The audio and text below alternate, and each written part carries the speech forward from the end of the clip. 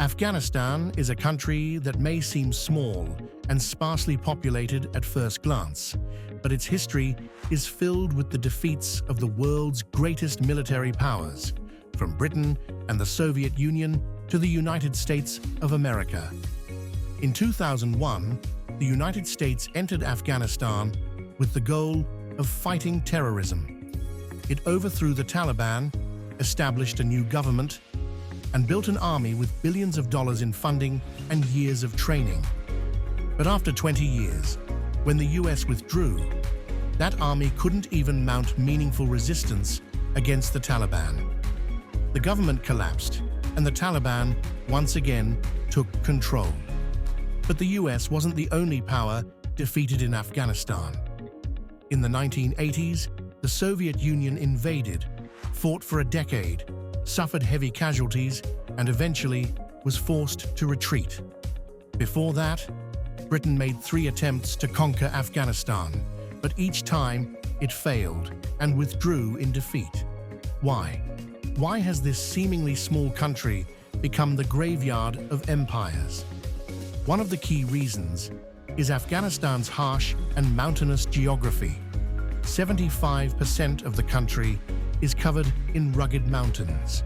High mountain ranges, narrow valleys, and inaccessible routes make it nearly impossible for any army to move easily through the terrain. Every valley can hide a military force. In Afghanistan, the land itself becomes the people's greatest ally. Another reason lies in the artificial borders drawn by colonial powers. Britain and Russia imposed borders without regard for ethnic or cultural realities, causing deep divisions. The Pashtuns, one of the largest ethnic groups in Afghanistan, were split between Afghanistan and Pakistan. These borders were never accepted by the people, and many still see themselves as part of a single nation. Inside the country, ethnic and linguistic diversity runs deep.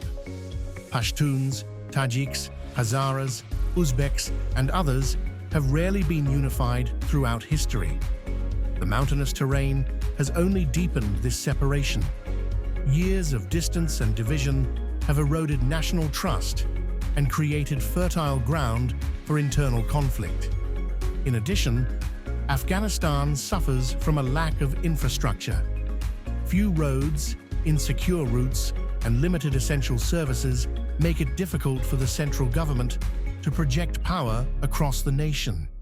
Building a single mile of road in these mountains can cost millions of dollars, and with one simple explosion, a critical route can be destroyed, cutting off access and collapsing control. On top of all this, the Afghan people deeply understand their land.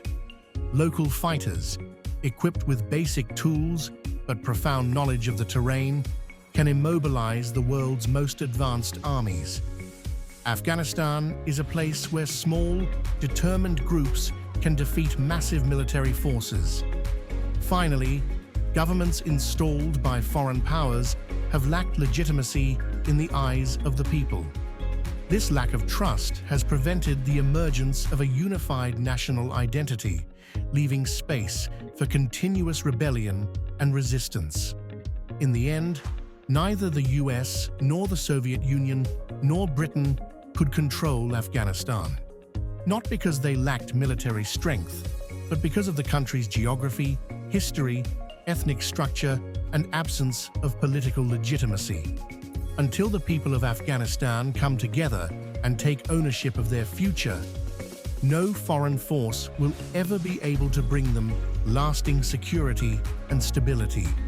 The key to this nation's survival lies not in foreign armies, but in the unity of its people.